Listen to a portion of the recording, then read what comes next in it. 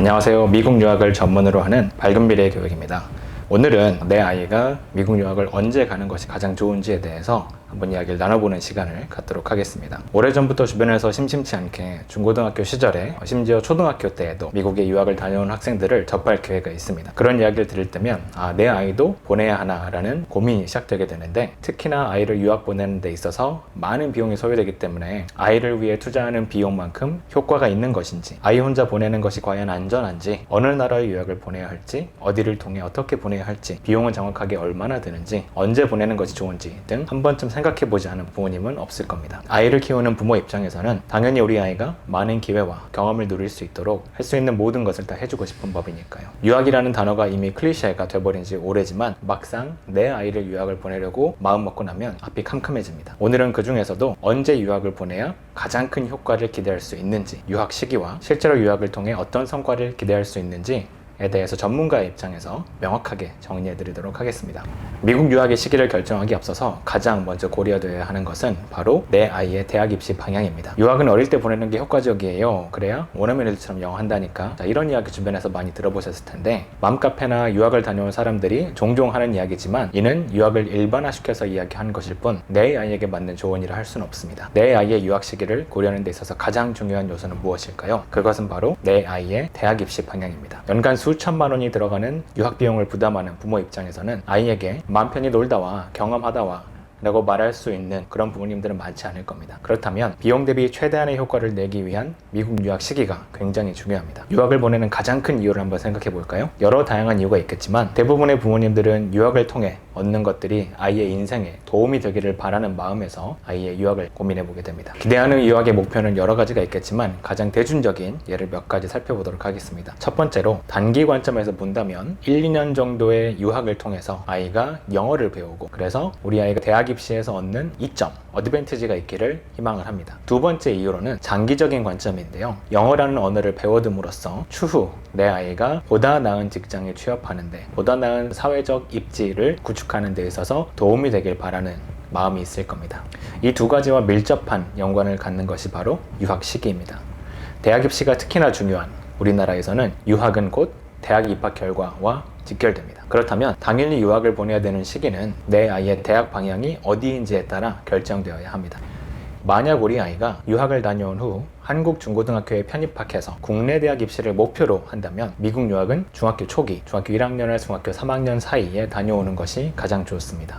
부모가 같이 유학을 갈 수 있는 여건이 갖춰져 있지 않는 이상 초등생인 자녀를 유학 보내는 것은 정말 쉽지 않은 일입니다. 게다가 아직 신체적, 정신적으로 성숙하지 않은 시기에 자칫 유학 기간 동안 한글 능력, 글읽기 능력이 퇴화될 수 있는 우려가 있습니다. 게다가 미국 초등학교 유학 기간 동안 학업적 성취를 기대하기에는 미국 초등학교 커리큘럼이 너무 쉬운 문화적인 특징도, 영어는 제외하고요, 있겠습니다.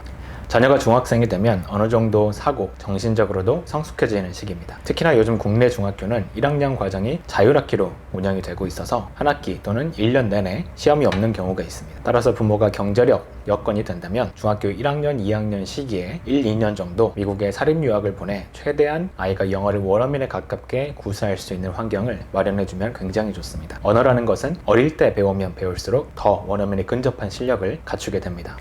하지만 사립유학 비용이 여의치 않는 경우에는 대안으로 생각해 볼 수 있는 것이 바로 미국 국무부에서 주관하는 중고등학생 미국 교환학생 프로그램입니다.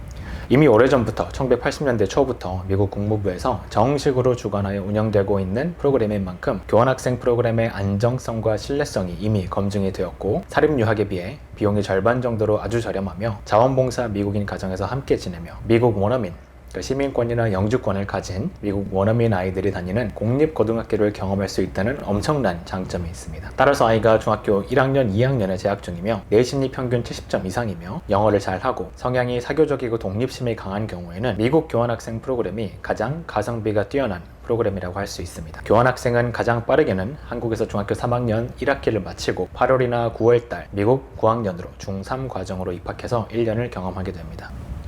전 세계적으로 명문대라고 불리우는 대학들의 거의 대부분이 미국에 위치하고 있기 때문에 여기서는 미국 대학 입시를 기준으로 삼겠습니다. 만약에 내 아이가 유학을 통해 해외 대학교, 특히 미국 대학 입시가 목표라면 유학은 언제 가는 것이 좋을까요? 부모님이 경제적으로 여건이 되고 아이도 미국 명문대 입시를 목표로 하는 경우에는 중학교 2학년 또는 중학교 3학년 때 유학을 보내는 것이 가장 좋습니다. 한국에서 중학교를 경험하지 않고 유학을 가게 되면 자칫 학업적으로 공부하는 습관이 들여지지 않은 상태에서 유학을 갈 수 있는 가능성이 높고, 이는 현지에서 아이가 학업에 집중하지 않는 상황으로 이어질 가능성도 있습니다. 적어도 한국에서 중학교 1학년 또는 2학년을 경험한 학생들은 상대적으로 학구열이 높고 경쟁이 심한 한국 중학교를 경험해온 상태이기 때문에, 또 어느 정도 공부하는 습관이 갖춰진 상태에서 유학을 가기 때문에 상대적으로 쉬운 미국 커리큘럼에 잘 적응하고 학업적으로 우수한 성과를 낼 수 있는 가능성이 높습니다.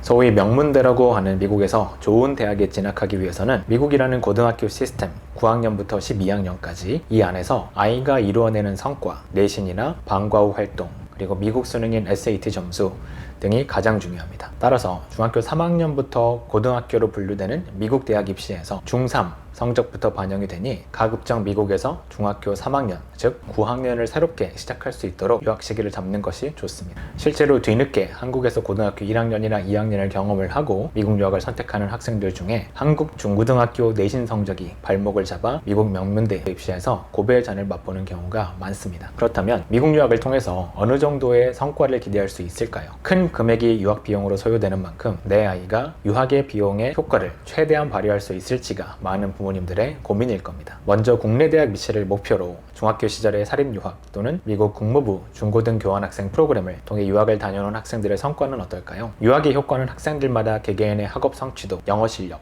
성향, 학업 습관 등에 따라 그 정도가 다르지만, 오랜 기간 동안 수천 명의 학생들을 유학을 보내면서 경험한 전문가의 입장에서 어느 정도 신뢰할 수 있는 결과를 말씀드리자면, 첫 번째로 중고등학교 시절의 사립 또는 미국 교환학생 프로그램을 통해 1년에서 2년 정도 유학을 하고 나면 자연스럽게 한국 수능 영어 시험에서 1등급을 받을 수 있는 실력이 갖춰집니다. 두 번째, 사립 유학을 통해 미국 고등학교를 졸업하고 미국 대학에 진학하는 경우 미국 내 약 4천여 개가 넘는 대학들 중에 100위권이라고 불리우는 명문대 안으로 입학이 가능해집니다. 예를 들어 보겠습니다. 한국에서 중고등학교 내신 6등급을 받던 학생이 미국 50위권의 명문대를 입학한 케이스입니다. 밝은 미래 교육을 통해 중학교 3학년 때 미국으로 유학을 갔던 A라는 학생이 있습니다. 이 학생은 영어 실력은 좋았으나 공부하기를 싫어하는 일명 게으른 스타일이었었어요. 한국에서 중학교를 다니면서 내신 성적이 좋지 않았고 학년이 올라갈수록 학업에 대한 부담도 심해지니 상대적으로 쉬운 길인 유학을 선택한 케이스였습니다. 누군가는 일종의 도피성 유학이라고 볼 수도 있었겠죠. 이 학생은 내신 성적이 좋지 않아 미국 동부 시골에 있는 작은 기독교 사립학교에 중학교 3학년, 9학년 과정으로 입학하게 되었습니다. 고등학교 전교생이 50명 정도밖에 되지 않는 굉장히 작은 시골 학교였어요. A 학생은 다행히 어느 정도 영어 기본기가 있었던 터라 미국 고등학교 수업에 금세 적응할 수 있었고, 상대적으로 미국 고등학교 커리큘럼이 쉬운 탓에 놀면서 학교 과제 많이 해가는 수준이었는데도 성적이 평균 4.0 만점에 3.7 정도 를 받았습니다.